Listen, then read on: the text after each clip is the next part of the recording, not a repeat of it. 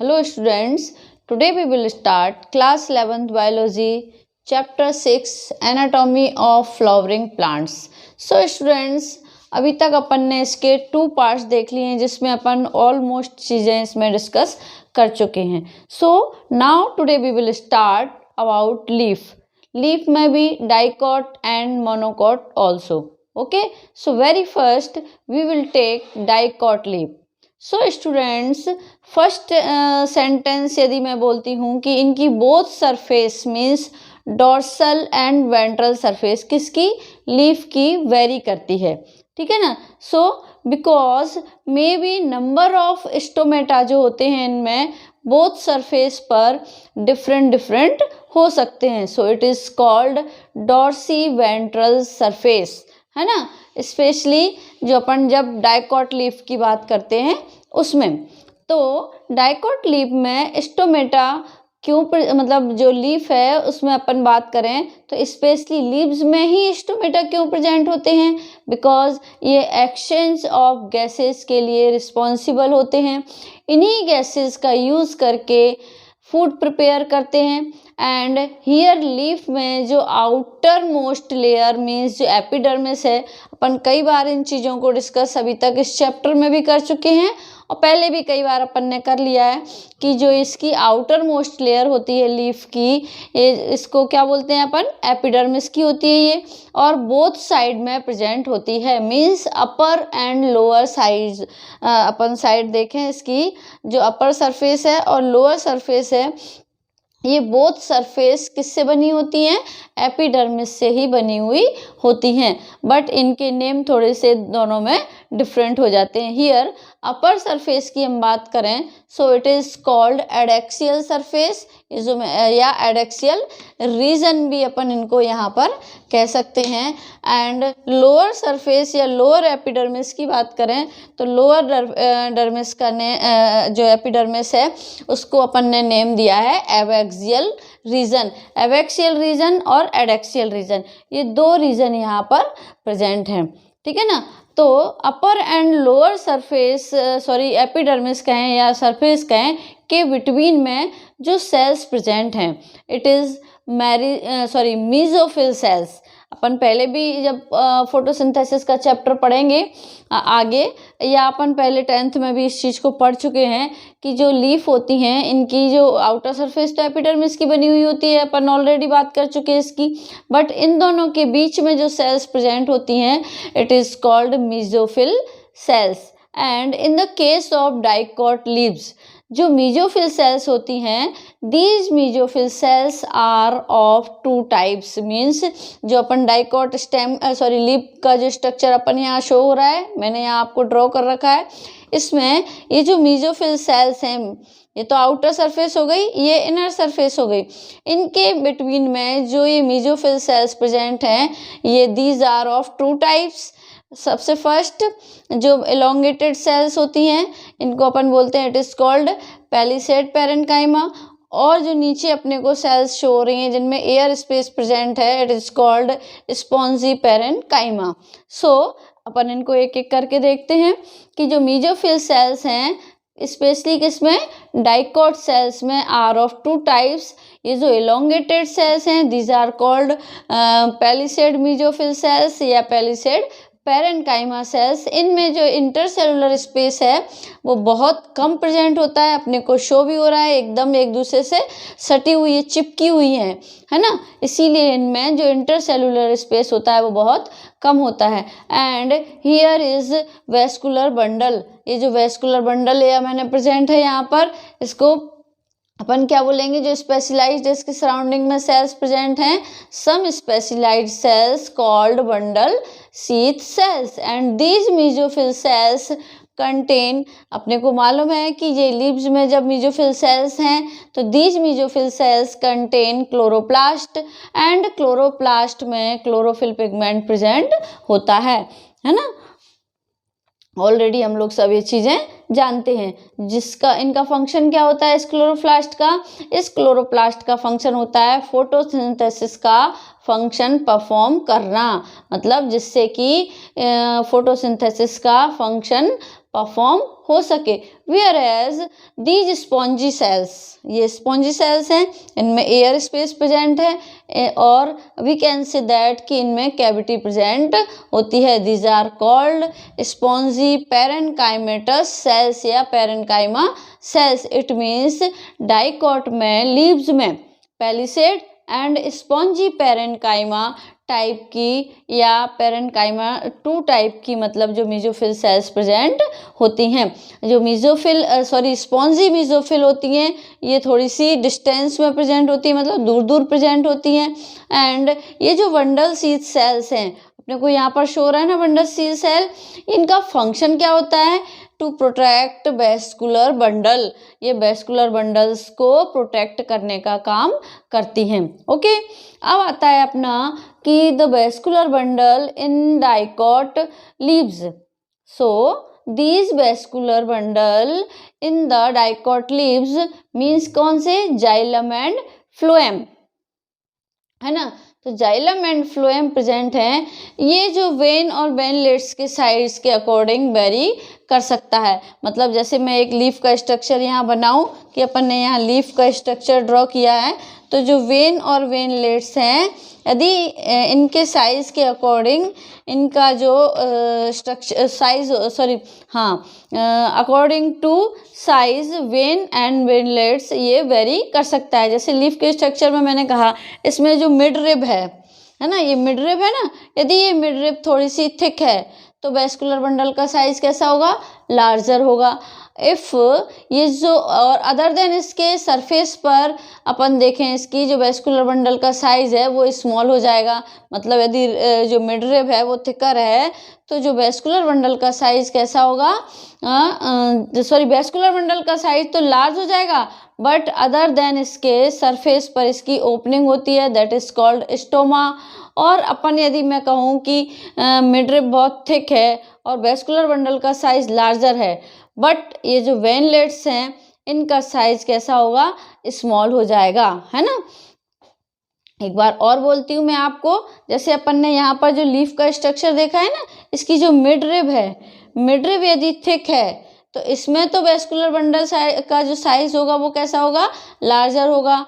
But veinlets हैं इसमें vascular bundle का साइज स्मॉल होता है, ठीक है ना। अब आता है अपना अदर देन इसकी सरफेस पर सम ओपनिंग्स होती हैं, इन ओपनिंग्स को वी कैन से स्टोमा, है ना, स्टोमा कह सकते हैं अपन इसको, दैट इज कॉल्ड स्टोमा। और ये जो स्टोमेटा को कैरी करते हैं। नाउ अब देखें अपन जो एवेक्सियल सरफेस पर तो स्टोमेटा का नंबर मतलब कहना चाहिए अपने को ज़्यादा होता है, और एडेक्सियल सरफेस पर स्टोमेटा का नंबर कम होता है। किसमें? डाइकोट लीव्स में। ध्यान रखना ये चीज़ कि डाइकोट लीव्स में एडेक्सियल सरफेस मतलब जो आउटर सरफेस होती है, अपर एपिडर्मिस होती है, उसमें तो स्टोमेटा का नंबर कम होता है, बट एवेक्सियल सरफेस पर स्टोमेटा का नंबर या मोर नंबर में स्टोमेटा प्रेजेंट होते हैं। सेकंड थिंग, डाइकोट लीव्स में रेटिकुलेट टाइप का वेनेशन होता है। अदर देन इसके जो डाइकोट में स्टोमेटा का शेप भी अपन पहले डिस्कस कर चुके हैं, कैसा होता है? बीन शेप्ड होते हैं। ओके, यहाँ तक अपना डाइकोट लीफ कंप्लीट होता है। नाउ स्टूडेंट्स मोनोकोट लीफ देखते हैं अपन। तो मोनोकोट लीफ में इट इज ऑल्सो कॉल्ड आइसोबाइलेटरल। अभी मैंने डाइकोट लीफ में एक नेम दिया था, डाइकोट लीफ को कैसी होती हैं? वो डॉर्सीवेंट्रल होती हैं। क्यों? क्योंकि इनकी जो अपर और लोअर सरफेस है वो वेरी करती हैं। बट इसमें जो इनकी मोनोकोट लीफ में जो एडोक्सियल और एवेक्सियल सरफेस होती हैं have same number of stomata, इसीलिए इनको अपन ने यहाँ पर कहा इट इज कॉल्ड आइसोबाइलेटरल, है ना।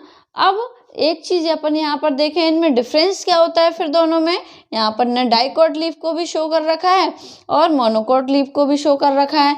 बट इनके बीच में जो मेसोफिल सेल्स प्रेजेंट होती हैं वो अपन ने डाइकोट लीफ में डिस्कस किया था कि mesophyll cells is of 2 type in dicot leaf. But monocot leaf में जो मेसोफिल सेल्स होती हैं वो सेम टाइप ही होती हैं, इसीलिए अपन यहाँ इनको ओनली मेसोफिल सेल्स ही कहेंगे, है ना। अब मैंने कहा कि यहाँ पर क्योंकि ये पेलिसिडा और जो स्पॉन्जी पैरेन्काइमा में डिफ्रेंशिएट नहीं होती। द अपर जो epidermis has some larger empty और कलरलेस सेल्स प्रेजेंट होती हैं कॉल्ड बुलिफॉर्म सेल्स। मतलब जो मोनोकोट लीफ होती है उसमें कुछ मतलब सम सेल्स ऐसी होती हैं उसकी एपिडर्मिस में जो थोड़ी सी लार्जर होती हैं, है ना, और कहना चाहिए कलरलेस होती हैं, एम्प्टी होती हैं, और इन सेल्स को we can say bulliform cells. Okay, मतलब अपर जो एपिडर्मिस होती है उसमें, ठीक है। अब इनका फंक्शन क्या होता है इन बुलिफॉर्म सेल्स का, तो ये curling of leaf means we can say that play कहना चाहिए an important role in the rolling movement of these leaves. मतलब ये जो कर्लिंग ऑफ लीफ होने लगती है ना उसके लिए ये रिस्पॉन्सिबल होती हैं या उसमें ये इम्पॉर्टेंट रोल प्ले करती हैं। यहाँ पर इसका ऐसी लीव्स का एग्जाम्पल कौन सा ले सकते हैं, ग्रास को ले सकते हैं। और इनका फंक्शन क्या होता है, ये क्यों ऐसा करती हैं, क्यों कब ऐसा होता है, so it has to reduce the loss of water. मतलब ये जब कर्लिंग कर लेती हैं तो उस टाइम पर ये जो वाटर का लॉस हो रहा है उसको रिड्यूस कर देती हैं, इसीलिए ये इम्पॉर्टेंट होती हैं। सो नाउ स्टूडेंट्स, जो वेन और वेनलेट्स के बेस पर देखें तो size of bundle sheath would vary and मतलब जो मोनोकोट लीफ होती है उसमें जो बंडल सीथ होती की सेल्स होती हैं वो इसमें वेरी कर सकती हैं, ठीक है ना। अब ये तो अपन ने बंडल सीथ की बात कर ली। अब इनमें किस टाइप का वेनेशन होता है, अपन ने डाइकोट लीफ में पढ़ा था कि इसमें रेटिकुलेट टाइप का होता है ना वेनेशन, बट इसमें पैरेलल टाइप का वेनेशन प्रेजेंट होता है किसमें, मोनोकोट लीफ में। सो व्हेन पैरेलल वेनेशन है तो साइज में भी सेम, बट जो मिड रिब है बिकॉज ये थोड़ी सी कैसी होती है, थिकर होती है, इसलिए इसके अंदर जो वेस्कुलर बंडल होता है उसका साइज थोड़ा सा बड़ा होता है। अपन ने अभी डिस्कस किया था ना कि मिड रिब में यदि जो थोड़ी सी थिक होती है तो उसमें उनके जो वेस्कुलर बंडल्स होते हैं उनका साइज थोड़ा सा लार्जर हो जाता है। ओके, अब अपन ने यहाँ पर देखा, सो स्टूडेंट्स अपना ये जो अपन यहाँ पर डिस्कस कर रहे थे अभी तक leaf, anatomy of leaf. Anatomy of leaf में अपन ने डाइकोट एंड मोनोकोट लीफ को बहुत अच्छी तरह से डिस्कस कर लिया है, दोनों में अपन ने डिफरेंस भी देख लिया है। Now we will discuss about the secondary growth of plants.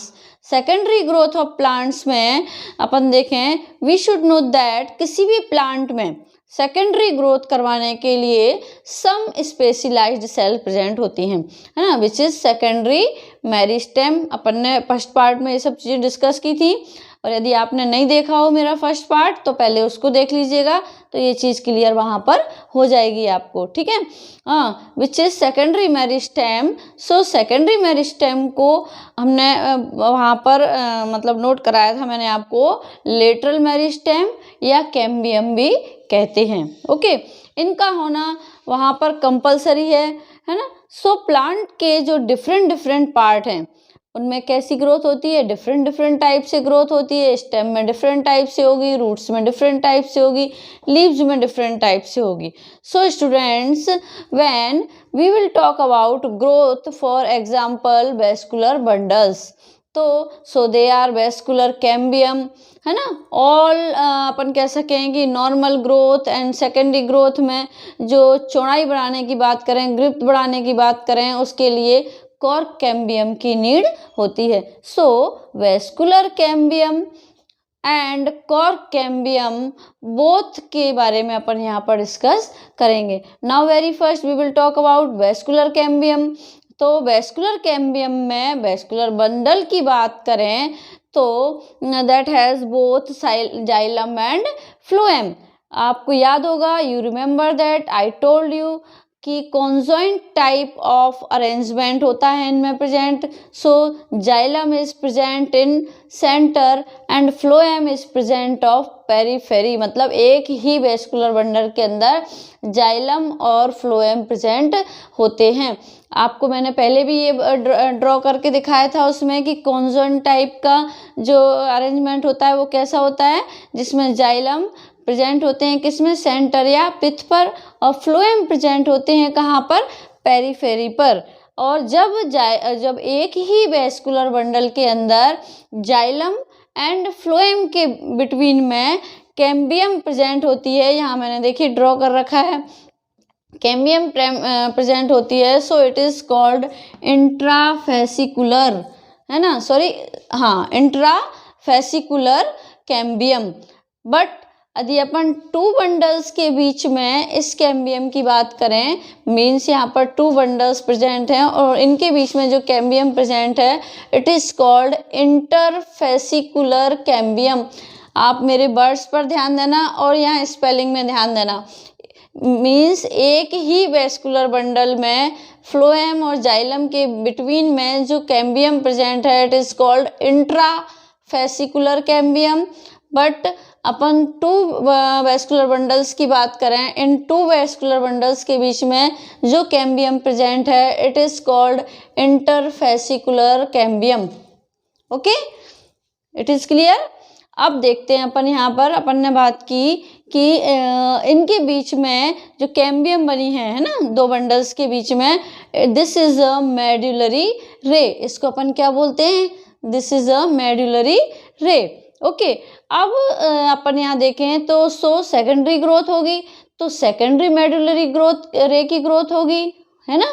These are the parenchymatous cells that becomes meristematic cells and start divided very fast, या अपन कहें rapidly.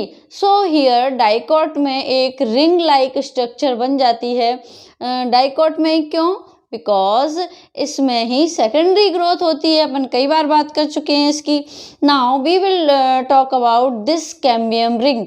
ये रिंग कैसे वर्क करती है, व्हेन सेकेंडरी ग्रोथ होती है तो जो डाइकॉट प्लांट में xylem and phloem, they will कहना चाहिए अपने को, undergo differentiation to produce secondary xylem and phloem, है ना. नाउ सी कैसे होगा ये सब, ये भी अपने को देखना पड़ेगा यहाँ पर. So we know that xylem कहाँ पर होते हैं प्रेजेंट, सेंटर में, अपन ने अभी बात की थी, सेंटर में या पिथ में. और फ्लोएम कहाँ प्रेजेंट होते हैं, पेरीफेरी पर.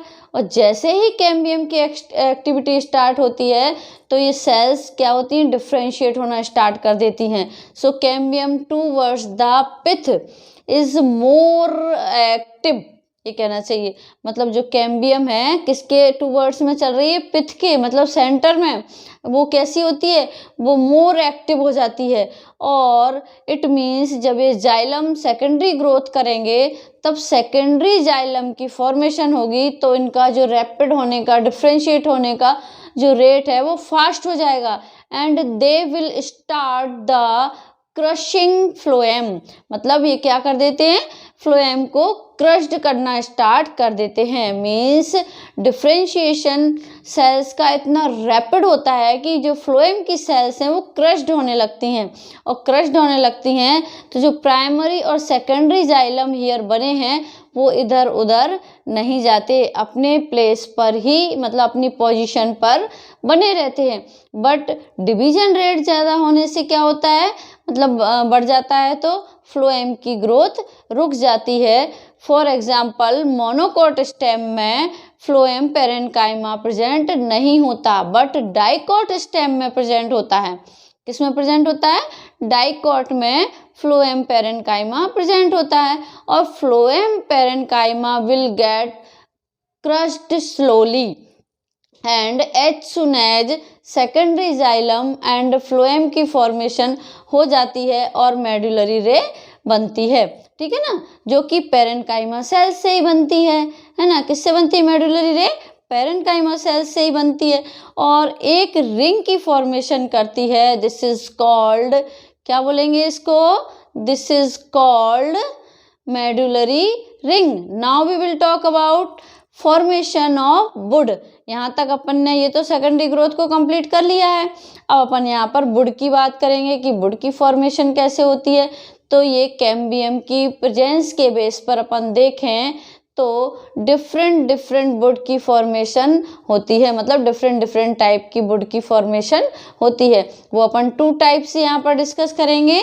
तो वुड में अपन ने देखा on the basis off season के बेस पर यदि अपन वुड को देखें तो वुड कैसे होते हैं, on the basis off season, early या स्प्रिंग वुड, लेट या ऑटमन वुड. ये 2 टाइप के होते हैं सीजन के बेस पर. तो बिकॉज स्प्रिंग में क्या होता है, इस वुड का फॉर्मेशन होता है, इसीलिए अपन इसको स्प्रिंग वुड कह देते हैं. और ऑटम वुड कैसी होती है, और अपन देखें इसमें मीन्स वो लेट वुड अपन उसको कह सकते हैं इसमें. ठीक है ना.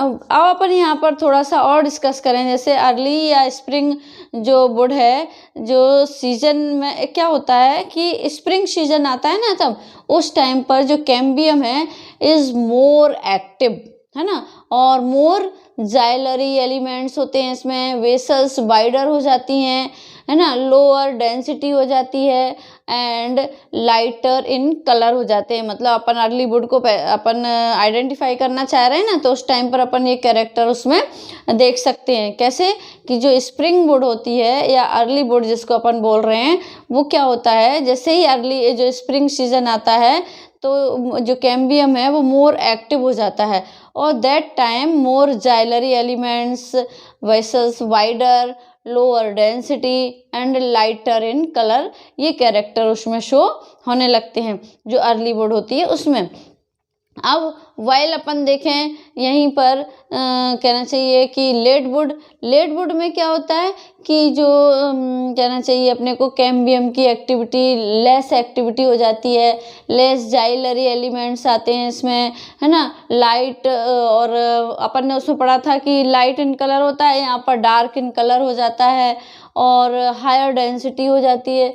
So students, in light and dark ring की बेस पर अपन ने कहा ना कि स्प्रिंग सीजन में तो लाइट कलर होता है और जो ऑटमन सीजन आता है उसमें डार्क कलर में बनती है रिंग. तो उन्हीं लाइट एंड डार्क रिंग की फॉर्मेशन की वजह से हम उन एनुअल रिंग को काउंट करके एज को डिटरमाइन कर सकते हैं प्लांट्स में. Is it clear. मतलब अपन ने जब जो सीजन के बेसिस पर अपन ने वुड को 2 टाइप से स्टडी किया है ना, अर्ली एंड लेट, स्प्रिंग या ऑटम.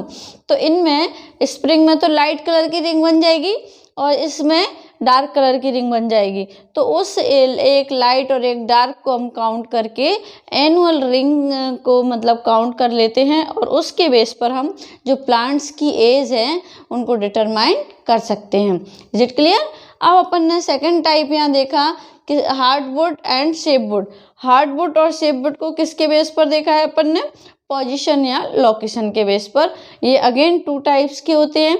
तो हार्डवुड में अपन देखें इनमें जो सेल वॉल होती है वो लिग्निफाइड एंड हार्ड होती है और इतनी ज़्यादा हार्ड होती है कि जो इन पर किसी भी इंसेक्ट का हमला नहीं हो सकता, मतलब रेजिस्टेंस होते हैं. हियर लॉट ऑफ केमिकल्स का भी डिपोजिशन होता है, जैसे फॉर एग्जांपल पैक्टिन या और अदर अपन केमिकल्स ले सकते हैं इसमें. ठीक है ना, जो इस हार्डवुड में रेजिस्टेंस को इम्प्रूव करने में हेल्प करते हैं. अब ये इम्प्रूव करने में हेल्प करते हैं तो इनको क्या कहते हैं, और ड्यूरेशन को भी इंक्रीज करते हैं ये, है ना उसके.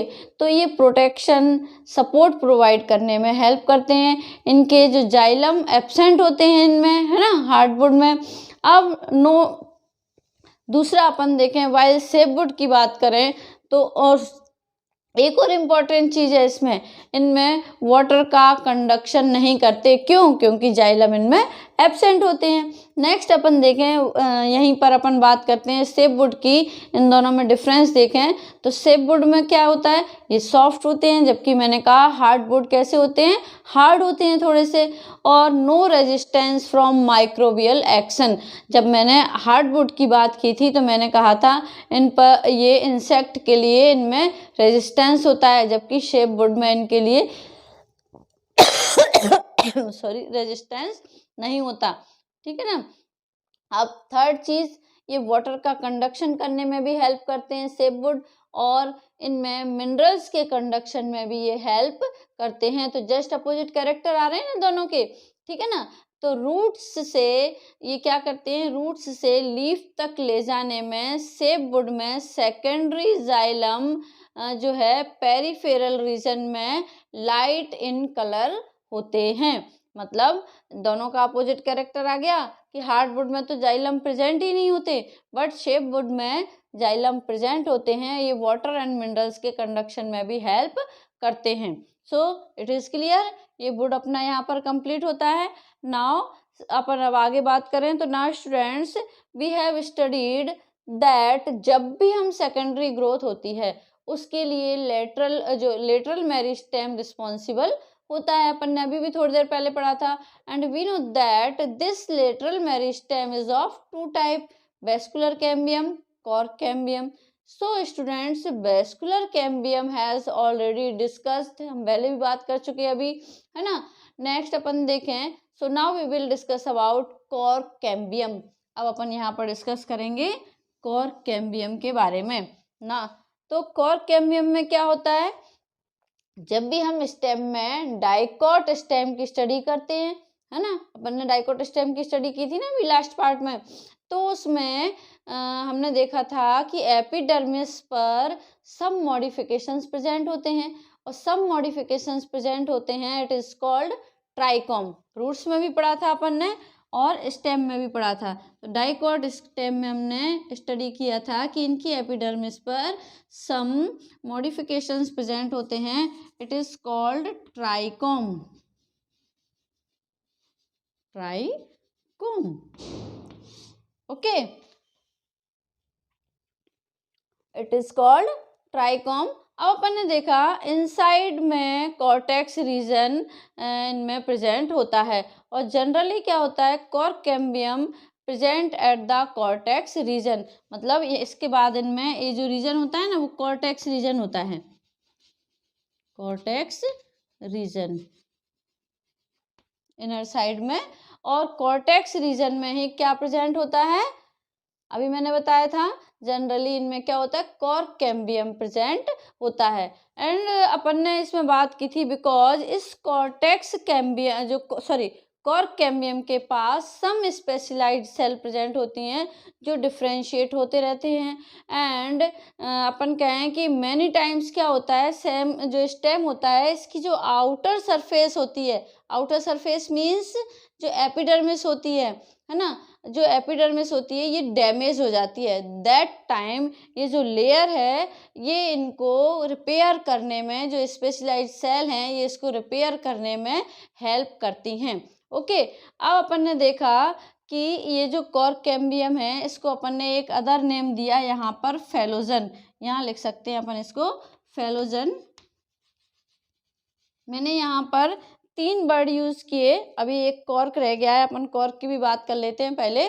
तो अपन ने जब बात की यहाँ पर कि ये जो स्पेशलाइज्ड सेल प्रेजेंट होती हैं, जो डिफ्रेंशिएट होती हैं, ये डिवाइड होकर क्या होती हैं, सेपरेट हो जाती हैं, है ना। When this cork cambium differentiate toward the outer most layer या एपिडर्मिस, आउटर मोस्ट लेयर को अपन ने क्या नेम दिया, epidermis, then it form surface structure is called cork. मतलब जो मैंने कहा आपसे कि जब ये जो कॉर्क कैम्बियम है, जब ये किसके 2 वर्ड में डिफ्रेंशिएट होती है, outer surface of the stem, मतलब एपिडर्मिस के 2 वर्ड्स में। तो तब ये जब डिफ्रेंशिएट होती है तब अपन उसको बोलते हैं क्या, उस टाइम पर इसको अपन कॉर्क नाम दे दिया अपन ने। व्हेन इनर सरफेस की साइड में जब ये डिफ्रेंशिएट करते हैं तो हियर जो न्यू सेल्स की फॉर्मेशन होती है, देन अपन इन न्यू सेल्स को it is called secondary cortex कह सकते हैं या कहते हैं।